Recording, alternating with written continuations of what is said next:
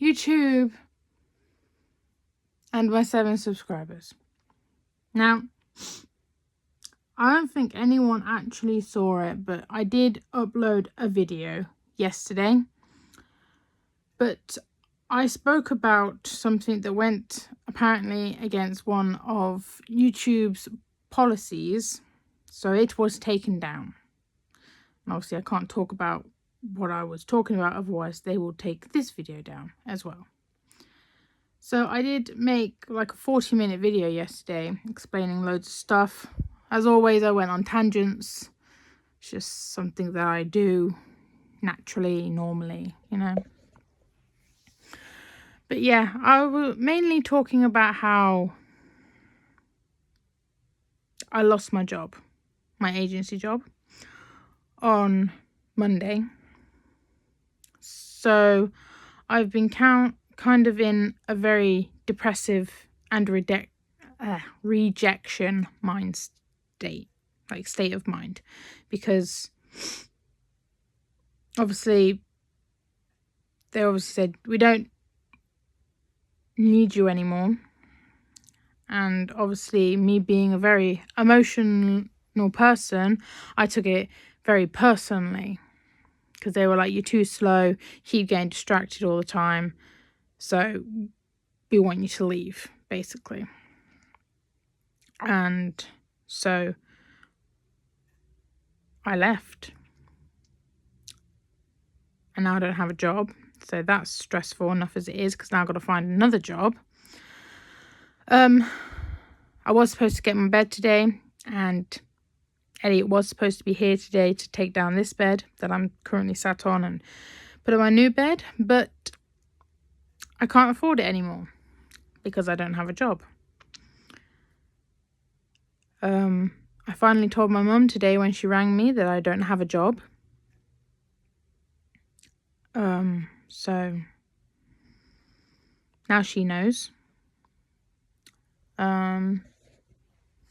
So basically, for the past last 5 days, I have been what they like to call brain rotting. Is it bed rotting? That's the one, where you just stay in bed all day. So I haven't been doing much exercise, and I only really remember to eat when my boyfriend tells me, when he calls me. He's like, have you eaten? And I'm like, no. And I've also been not drinking much, so he has to remind me to do that as well. Because when I get into this sort of mindset, it's very hard not to go into what I like to call the depression spiral. And I know some of you might be watching this and being like, well, what does your mood and everything have to do with the fact that this is a weight loss journey? All of these different factors, like I have said in my other videos, all of them add up together and they make the journey. So when you're in the same mindset that I'm in right now, you're not going to do much towards your actual journey.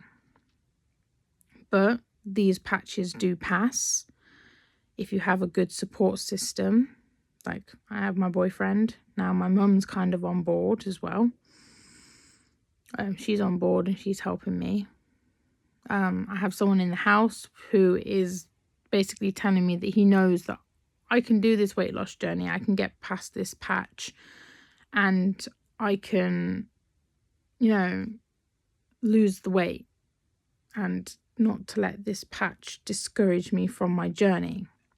Because, it's only the 16th of January. We've hardly even started. Yes, it's been a very rough start to the year.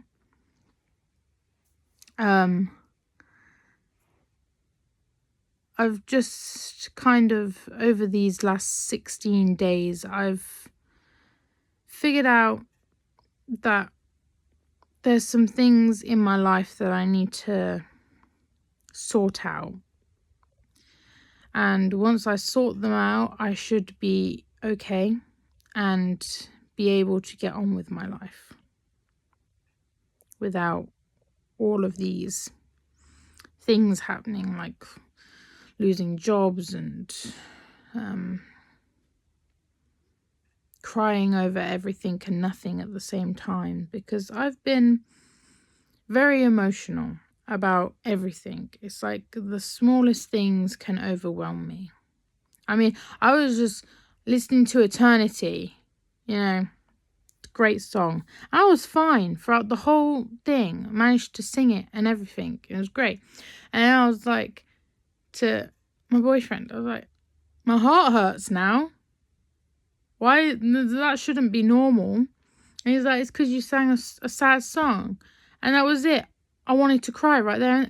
Why? I managed to sing the whole goddamn song without crying. And just because he pointed out that it was a sad song and that's why my heart hurts, I want to cry. Right, okay, we're getting off topic of the actual, weight loss journey.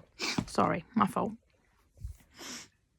But yeah, so it's been very hard this last week to stay on task of eating. But because I've not been doing anything active, but your body still needs to eat, I have been having 1 meal a day.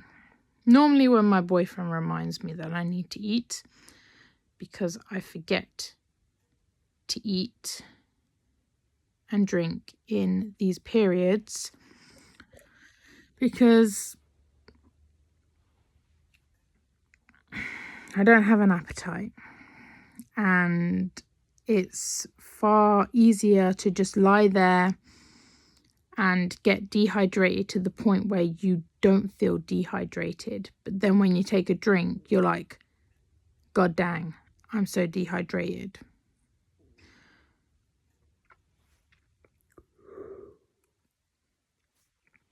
Sorry, that was a yawn. Also, my sleep schedule is all over the place now. I've broken my sleep schedule. It's not good. Didn't really want to do it, but it just happened because I'm trying to preoccupy my mind with other things until it's basically at the point where it cannot function anymore, so that it's a lot easier for me to go to sleep, because sleep helps pass the time. And also I don't have a job to wear me out anymore, but the fact that I don't have a job, I need to try and keep my mind at least somewhat active and wear it out so that I don't overthink things and go down my depression spiral. Because I've been down them before and they didn't end well.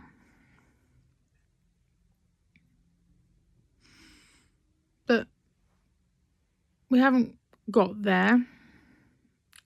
I think because of my strong support system, mainly from my boyfriend, I have managed to stay away from the depression spiral.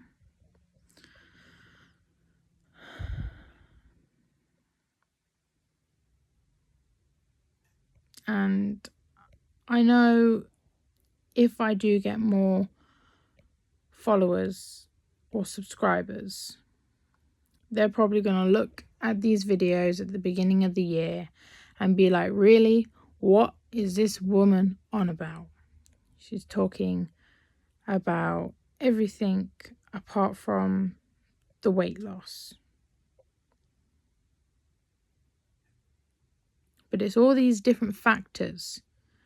Weight loss isn't just like, oh, do these few things, like change what you eat and do some extra exercise or go to the gym and boom, you're going to lose weight. If you want to take the weight off and lose it, but then keep it off, you have to make a lifestyle change. So it's not as simple as saying, oh, I'll do these few things, I'll do it for like a year and then I'll lose the weight, because then when you go back to the way that you were before, you're just more likely to put the weight back on. So you need to make a lifestyle change. So that means that everything you do in your everyday life, from hobbies to how you feel to routines. All of that will affect whether you lose the weight and keep it off or put on the weight. Now, when you have bad periods like this, it's very easy to put on weight. Loads of people, when they get to like depressive states and stuff, they like to comfort eat as a way of coping. And that's fine, because we've got a whole year to lose some weight, and we're only 16 days in. So it's all right. It's going to take probably a few months to get into the right habits and the right lifestyle, mindset, everything like that. And everyone's is going to differ anyway. But I have, during my 5 days of bed rotting, I have found on my For You page a lot, especially on TikTok, loads of stuff to do with polycystic ovaries. And if you do need more guidance, there are apps out there. I think you have to pay for most of them. I don't know. I've not tried any of them. I've just seen ads for them and everything. But there are apps out there. Like, you can scan food and it can tell you if it's good or not for your for a diet when you're trying to lose weight with polycystic ovaries. And there's ones out there that can help you with how to lose weight when you have polycystic ovaries and everything. You know, there are stuff out there and apps out there that can help you. You could also go to your doctor probably, and they could help you. So there are other ways of extra guidance if you feel like you can't do it by yourself.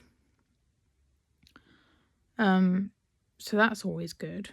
And also, I've been learning quite a few things. My wrist. Oh, that hasn't hurt me in like a week. Sorry, I got a repetitive strain injury when I was at my job.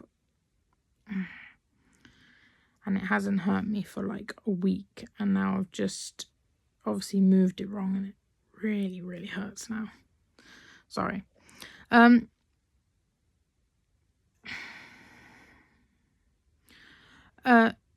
was I talking about?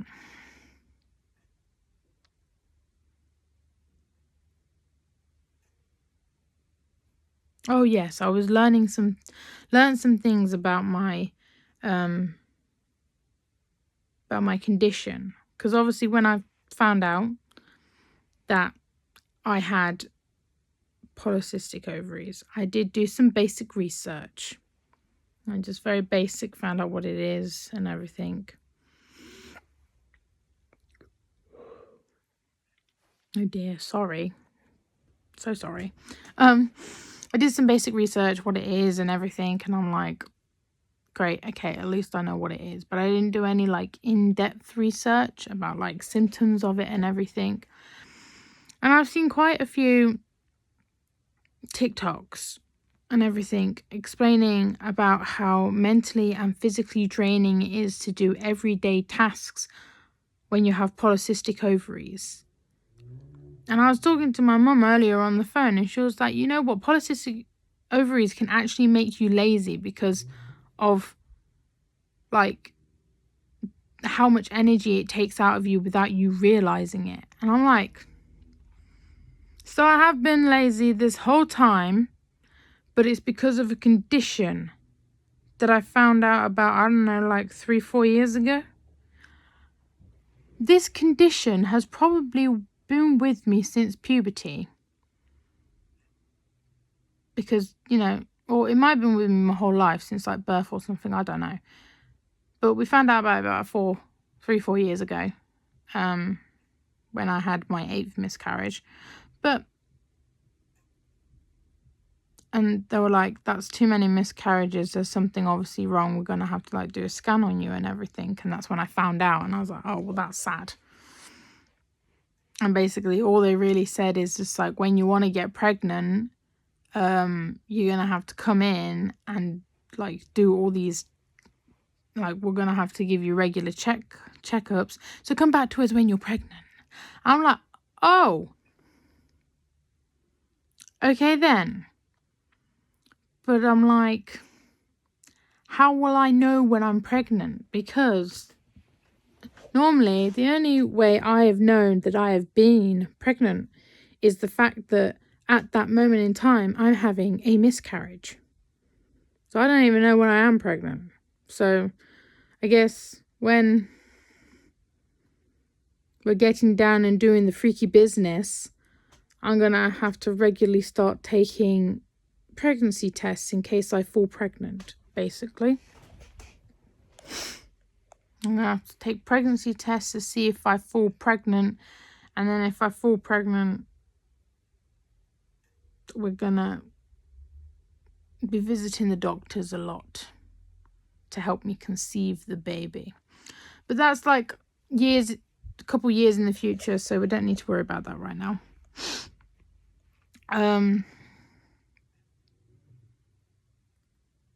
But yeah, there are apps out there that can help you. And that's what, like, with what I've learned about how it can mentally and physically drain you just on a daily basis. A lot of things have sorted to make sense, like, over the years. It's like people would say that you're messy, you're lazy, you're this, you're that. And I'm like, it's like people would often moan at me because I used to sleep too much. It's like, take lockdown. Okay, I know this is a bit of a tangent, but take lockdown, for example. Oh my God, for about the first 2 months of lockdown, I slept 18 hours. 18 hours every day for about the first 2 months of lockdown. And my partner at the time was like, I feel so unloved because you're sleeping 18 hours of the day. And even when I try and wake you up, you fall back asleep. I'm like, I'm sorry, my body is catching up on all the sleep that it needs. You know, I get up when I am exhausted and I go to work, and then I come home and I have to cook for myself, and I have to clean my own pots and clean my own clothes so that I've got clothes ready for work the next day, and all of this. And I have to do everything myself because I'm in a shared house, not like you who has your mum to do it all for you.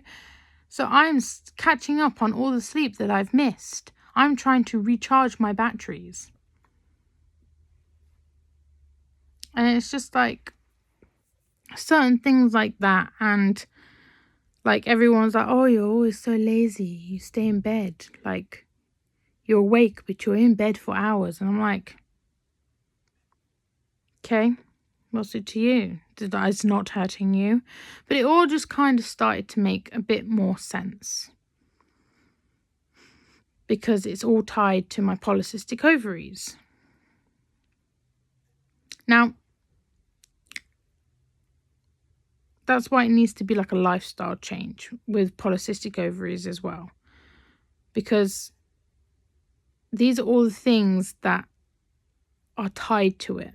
But when you get like a good routine and everything down and change the lifestyle and the routines and your whole aspect of life, it can actually help with the polycystic ovaries as well. So even though it does have these side effects, they'll be less likely to impact your everyday life anymore because you've adopted good habits that help you with them.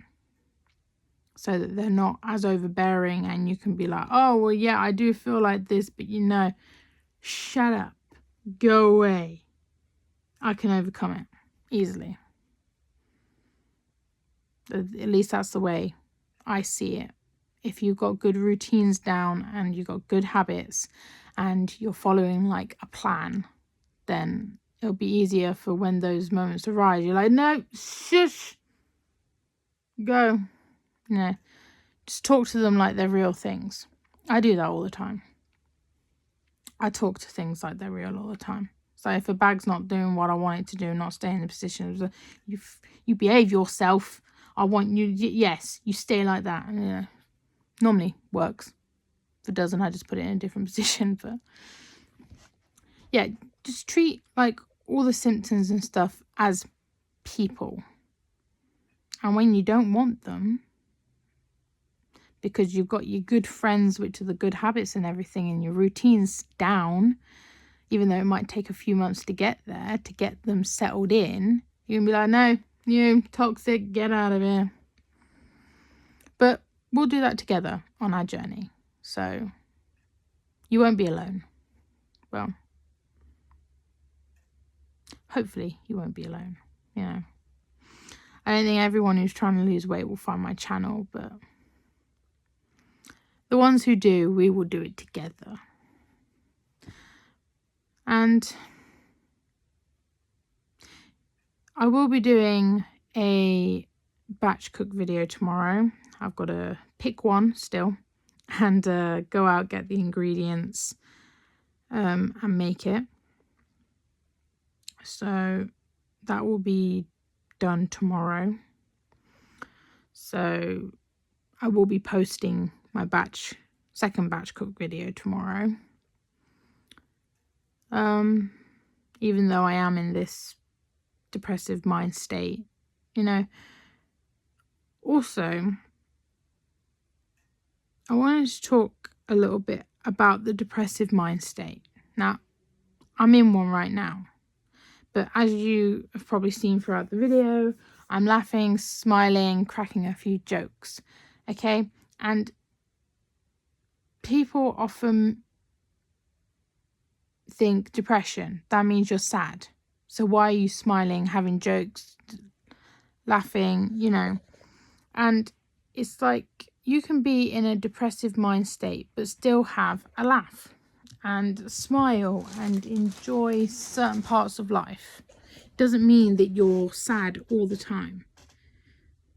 It may be fake happiness for some people. It may be a facade, like a clown wears makeup. So they might be sad, but they put on the happy clown makeup. They act all happy and everything for the kids. Then they go home and they could be sad again. So for some people, it might be an act.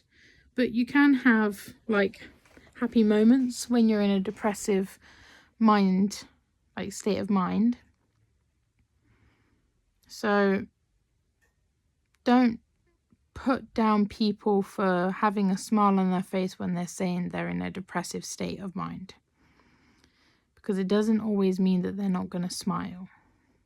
It's more of an internal struggle for most people that they face alone in their room. So I just wanted to put that out there, because loads of people in my past have been like, oh, I thought you were depressed, but you're laughing and joking. I'm just like, yeah, and I am still depressed. I just don't want to bring others down with me. So, you know, I just wanted to put that out there. I know loads of people have probably already said it before, but I just wanted myself to put it out there. But this is going to be a shorter video than it was yesterday, just for the pure fact of I think I went off on a very big tangent yesterday, which apparently was against one of YouTube's policies, which I didn't know when I uploaded it. And that was about 20 minutes that I went on about that. So this is going to be a lot shorter than my 40-minute video yesterday that got took down. But anyway, hopefully things will start getting better from tomorrow, and we will see what happens.